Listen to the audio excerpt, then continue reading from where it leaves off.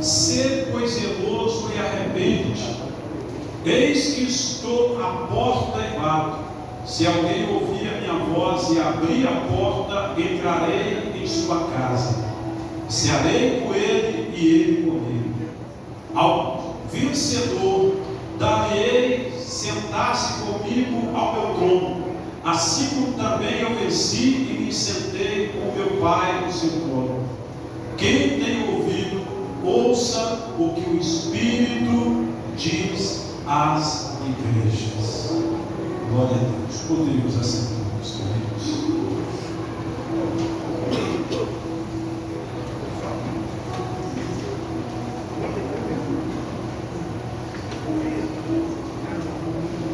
Irmãos, o livro de Apocalipse é um livro um pouco complexo, porque é um livro que muitas vezes mostra figura, mostra símbolos, e aquele que estuda a palavra de Deus, ele precisa da ajuda do Espírito Santo para entender o que verdadeiramente o livro de Apocalipse traz para nós. O livro de Apocalipse, ele começa com uma carta, e essa carta ela é endereçada a cada uma das 7 igrejas da Ásia Menor. Irmãos, essas igrejas não era apenas uma representação de todas as que existiam no primeiro século depois de Cristo, mas também uma amostra precisa da igreja ao longo da história. Todas as cartas contêm vislumbre instrutivo das provações e desafios enfrentados pelos primeiros crentes. O apóstolo João, sob a influência do poder revelador do Espírito Santo, ele vai escrever essas cartas detalhadas que Jesus ordena ele a escrever às 7 igrejas da Ásia Menor. E essas cartas, queridos, elas apresentavam os erros e acertos destas igrejas. É importante nós observarmos que esta igreja, ela está localizada na cidade chamada Laodiceia. Essa cidade ela foi fundada por Antíoco II, no ano 246 a 267 a.C. E essa cidade ela recebeu o nome de Laodiceia em homenagem à sua esposa, que chamava Laodice. Visto que estava localizada na junção de 3 estradas importantes, tornou-se uma grande cidade comercial e administrativa. Laodiceia, fosse considerar hoje, era uma das 7 maravilhas do mundo. Queridos, Laodiceia também era famosa por causa da sua renomada escola de medicina. As melhores escolas de medicina eram lá em Laodiceia. Laodiceia também, queridos, era conhecida pela fabricação de roupas, tapetes de uma lã preta que eles fabricavam. Era brilhante e macia. Laodiceia, ela ficava próximo do rio Licos, a 10 quilômetros ao sul de Herápolis. Herápolis continha águas temáticas, ou seja, águas quentes. Era uma cidade, e a distância entre Laodiceia e Herápolis era 10 quilômetros, e 16 quilômetros a oeste de Colossos, que era outra cidade. Os moradores de Laodiceia, irmãos, eles não tinham dessas águas, mas por ele ser uma cidade muito rica, uma cidade que fabricava tecidos caríssimos, uma cidade que chamava atenção pela medicina. Juntaram-se então os nobres desta cidade e eles disseram consigo: do ano 60 ao ano 61 aconteceu um terremoto pelo qual fora destruído Laodiceia, e a cidade teve uma capacidade tão grande que eles não precisaram do imperador de Roma para restituir aquela cidade. Ou seja, eles mesmos conseguiram restituir aquela cidade. E o que me chama a atenção é que os nobres daquela cidade se reuniram e disseram: vamos trazer água para Laodiceia, vamos trazer água para a nossa cidade. E eles então pegaram os edutos, que eram tubos, e canalizaram a 10 quilômetros de Herápolis, a 16 quilômetros de Colossos. Encanaram essas duas fontes de águas para desaguar lá em Laodiceia. E quando nós vemos o Senhor falando com Laodiceia, os meus queridos irmãos, observe que o texto sagrado nos diz: ao anjo da igreja em Laodiceia escreve. Segundo alguns teólogos, alguns historiadores, Paulo ele ganhou um servo Senhor para Cristo que se chamava Epáfras. E segundo esses historiadores, Epáfras foi um dos que abriu esta igreja em Laodiceia. E aí, quando nós voltamos aqui, queridos, esta carta era endereçada a esta igreja, o anjo desta igreja.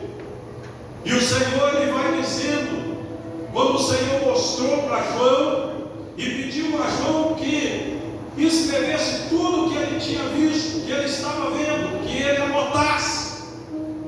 E ele vai dizer estas coisas, diz o Amém, a testemunha fiel e verdadeira, o princípio da criação de Deus. Conheço as tuas obras, de que nem és frio nem quente. Observe, por que ele usa essa expressão?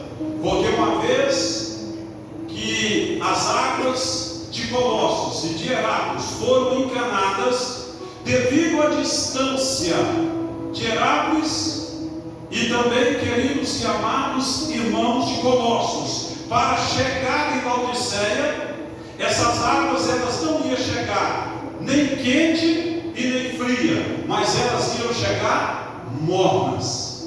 O Senhor então ele usa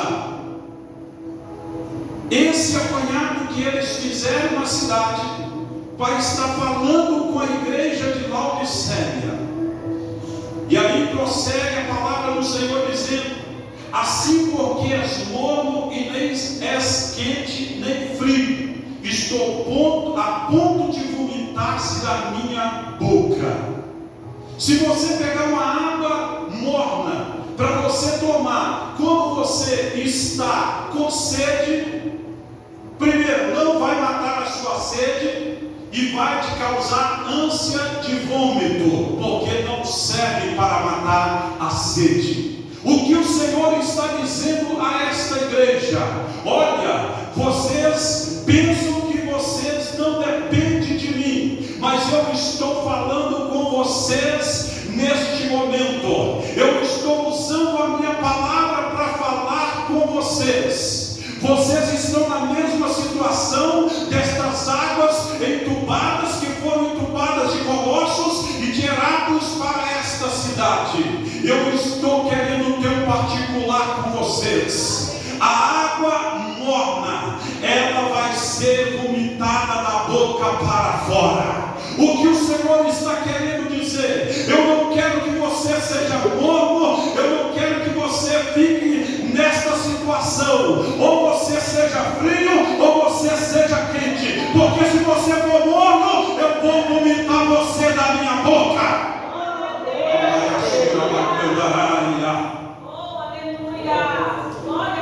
O Senhor, Ele teve particular com as outras igrejas, com as 6 igrejas, mas a palavra para a igreja de Laodiceia é uma exortação corretiva.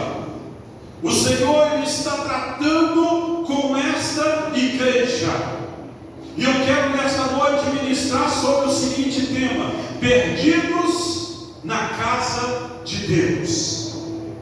Meus queridos, há muitos que estão na casa de Deus e estão perdidos. Mas pastor, acontece isso? Acontece. Estava acontecendo na igreja de Laodiceia. Todos eles iriam à igreja, iam. Todos cultuavam. Mas eu quero mostrar aqui, queridos irmãos, o porquê eles estavam perdidos na casa de Deus.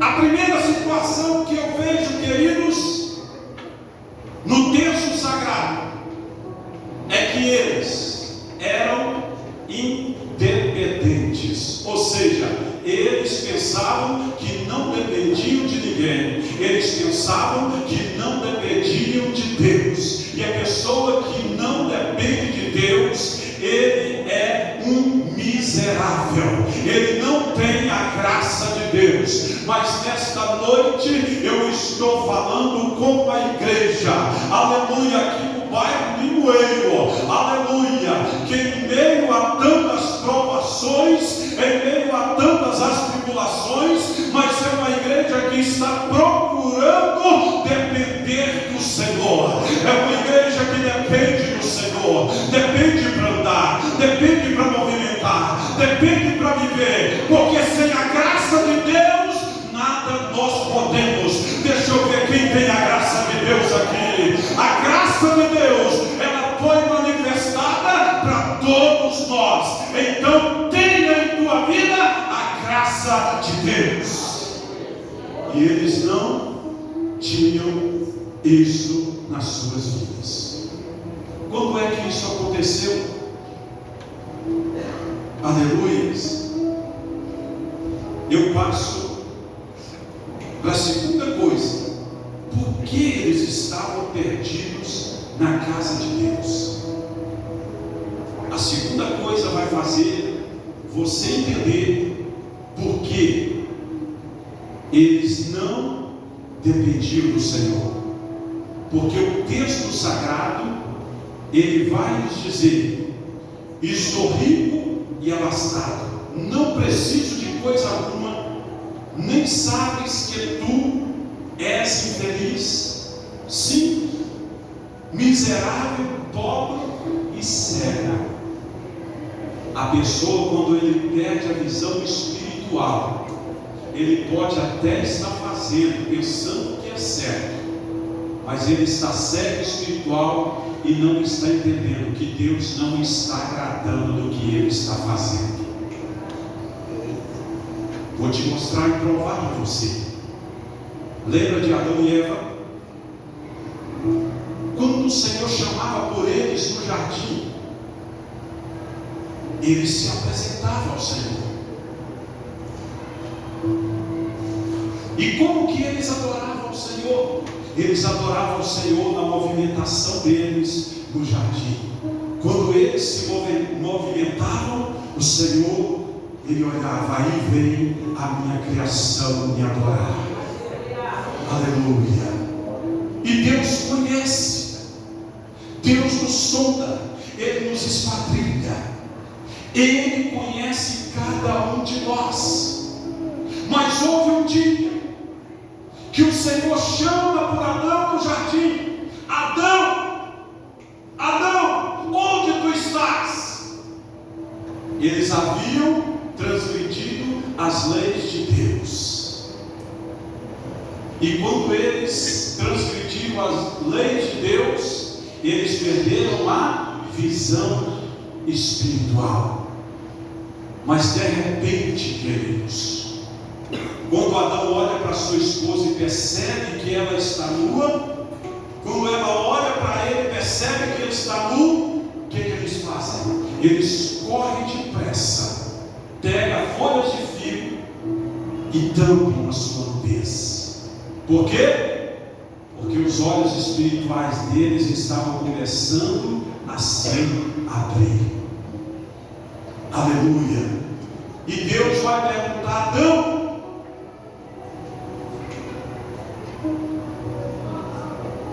o que tu fizeste? E ele vai culpar a mulher. A mulher, Senhor, que tu me deste, ela comeu do fruto e me deu também a mim e eu comi. Deus vai para o lado da mulher: por que fizeste isso? E ela vai dizer: foi a serpente, Senhor. Isso nos mostra o quê? Que ninguém quer assumir a responsabilidade da falha. Queridos, existe a ação da nossa carne, existe a ação do diabo, e tem muitas pessoas que pecam, e no momento de ser chamado à repreensão, ele vai dizer: foi o diabo que me fez eu fazer isso, foi o impulso da carne dele, foi a cobiça dos olhos, foi a soberba da vida que o impulsionou a pecar. O diabo não sabe o que você pensa, mas ele sabe quando você atenta para fazer alguma coisa, e ele vai trabalhar em cima da sua ação. Quando Jesus estava no deserto, ele queria trabalhar em cima da ação de Jesus, porque Jesus estava em consagração, jejuando. O que ele vai oferecer para Jesus? Pão. Por quê? Porque Jesus estava sem alimentar. Satanás não é bobo. E aí, quando o homem fica cego, perde a visão, o homem passa a fazer coisas que desagradam a Deus. A igreja de Laodiceia havia perdido a visão e estava praticando coisas que eles pensavam: nós podemos fazer e nós podemos acontecer, ninguém vai nos barrar, nós somos a potência, nós temos dinheiro, nós temos riqueza, nós somos o tais. Mas eles estavam enganados. Por quê? Porque o Senhor, Ele está acima de todas as coisas. Deus está acima de tudo, e não pensa um homem que pode fazer o que quer, que pode fazer o que vier na sua cabeça, que não. Nós estamos, aleluia, sendo guiados não pela nossa carne, não pelo mundo, mas nós somos guiados pelo Espírito Santo de Deus.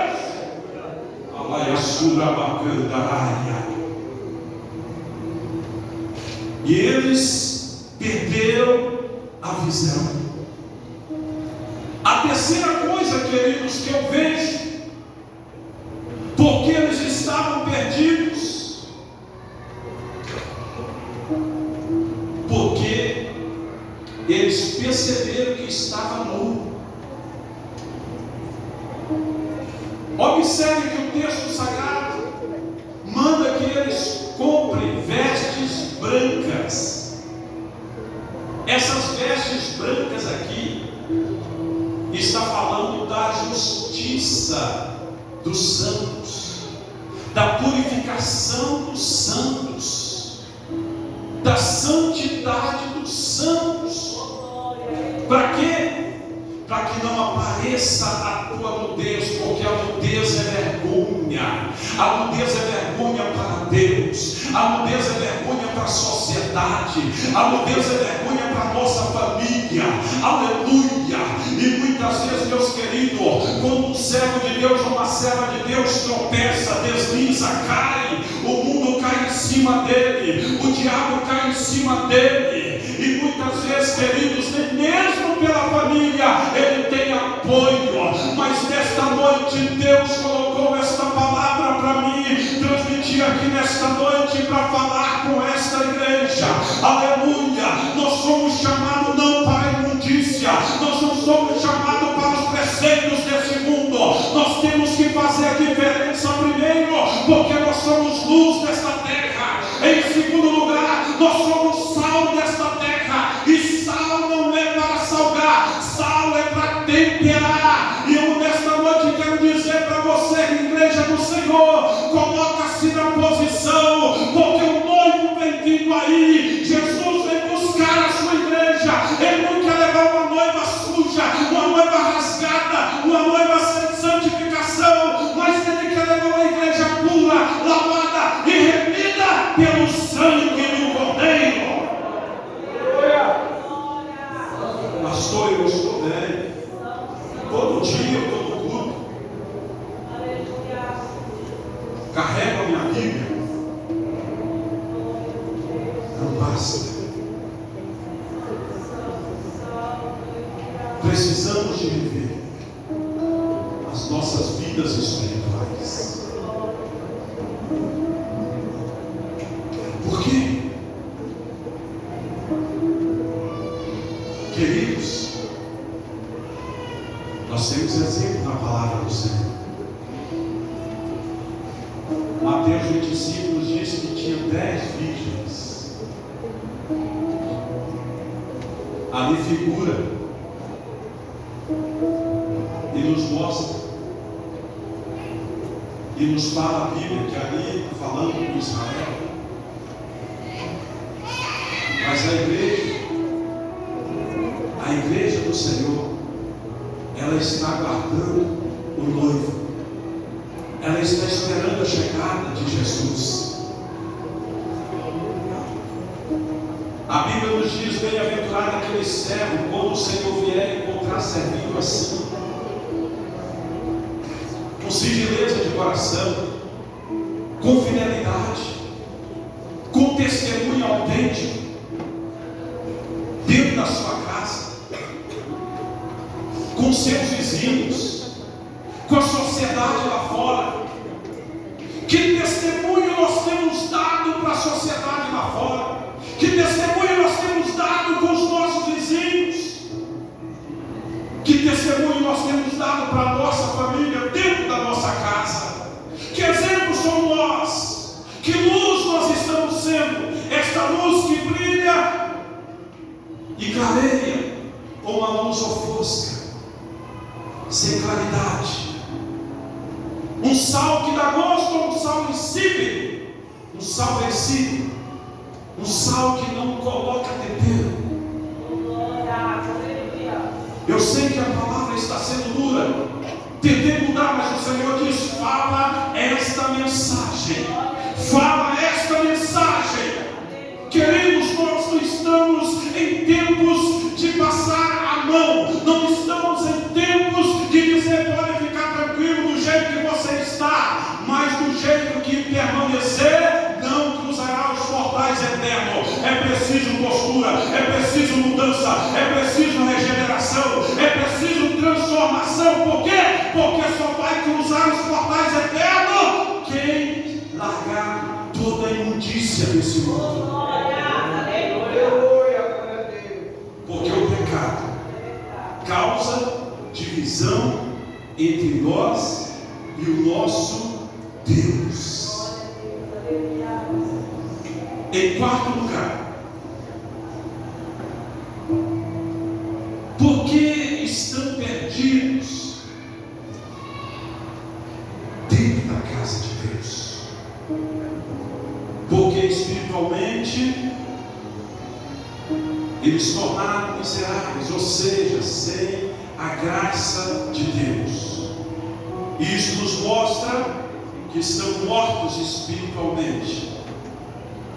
E Paulo, na carta aos Colossenses, capítulo 3, versículo de 1 a 3, ele disse: portanto, se já ressuscitaste com Cristo, buscai as coisas que estão em cima onde Cristo está sentado, não as que estão na terra.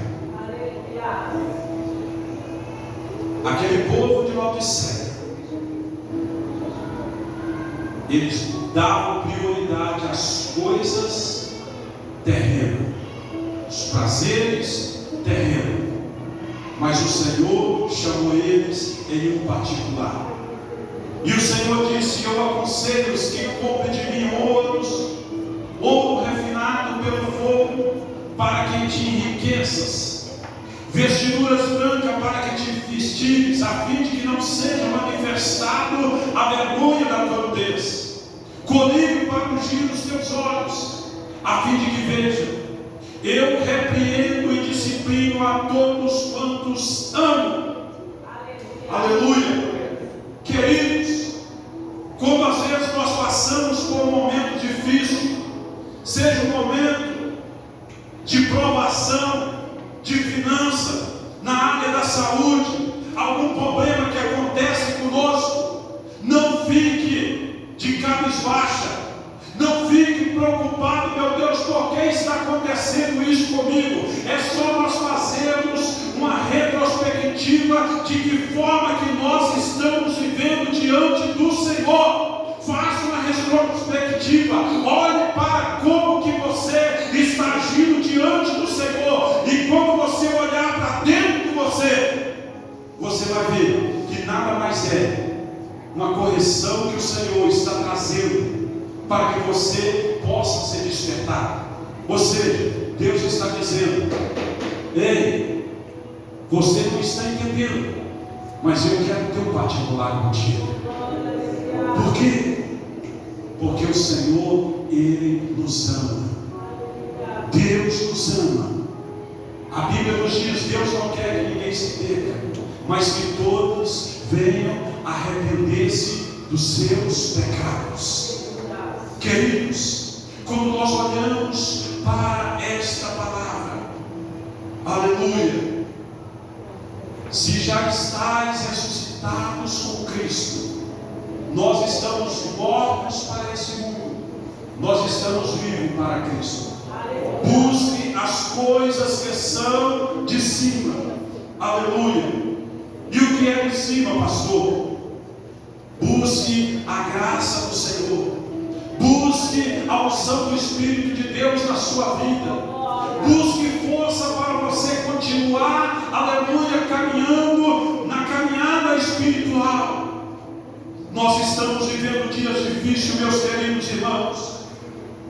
É triste, é lamentável, mas muitos que se dizem cristãos estão dando um péssimo exemplo lá fora. E chega nos ouvidos: eu, para ser crente igual fulano, igual ciclano, eu não quero. Tem sido pedra de tropeço para outras pessoas chegarem a Cristo. E o que nós devemos fazer? Convergir.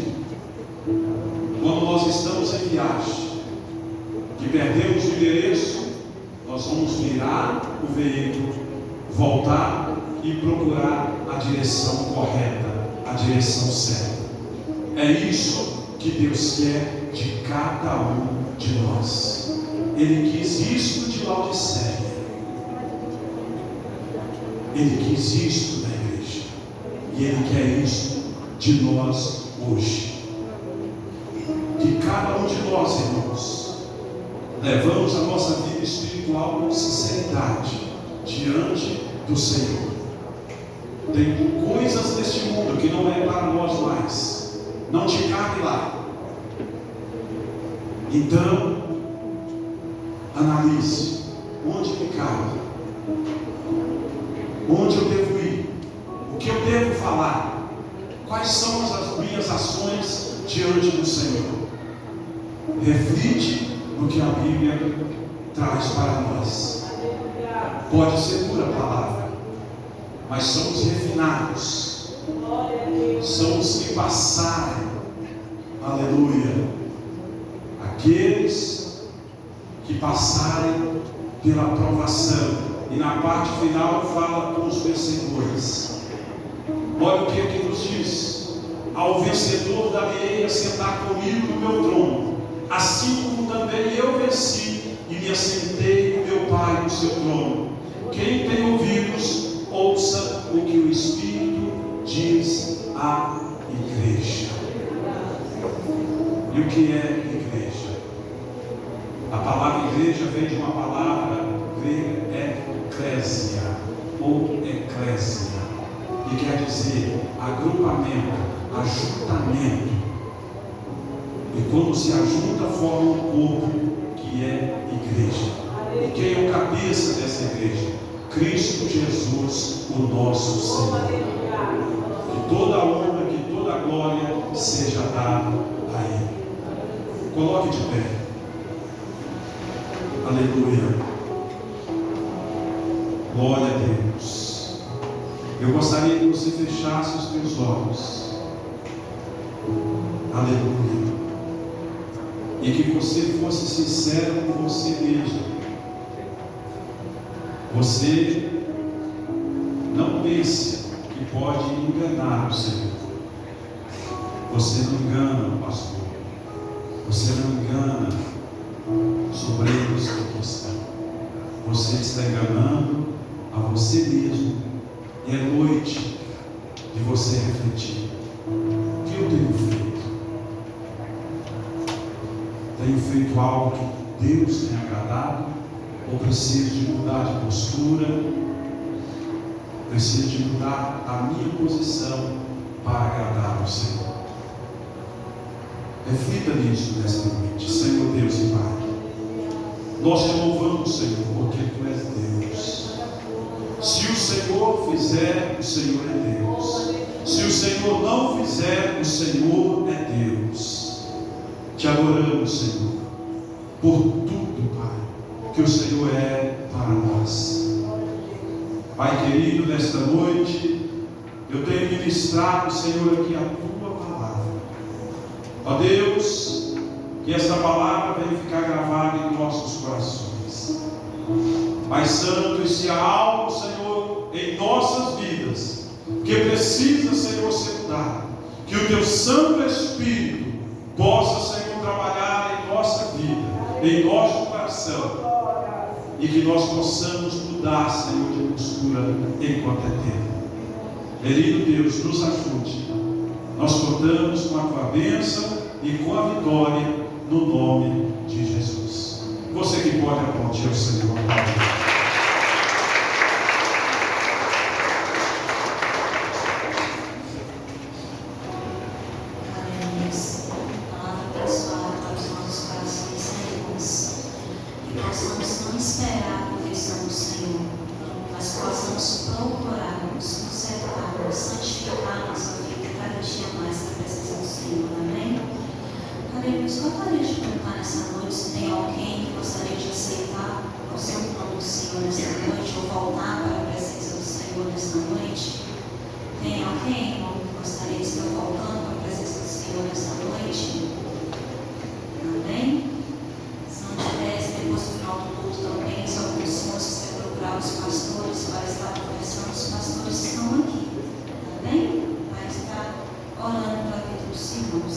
Quero estar lendo neste momento a escala da semana do dia 25 do 11 até o dia 1º do 12.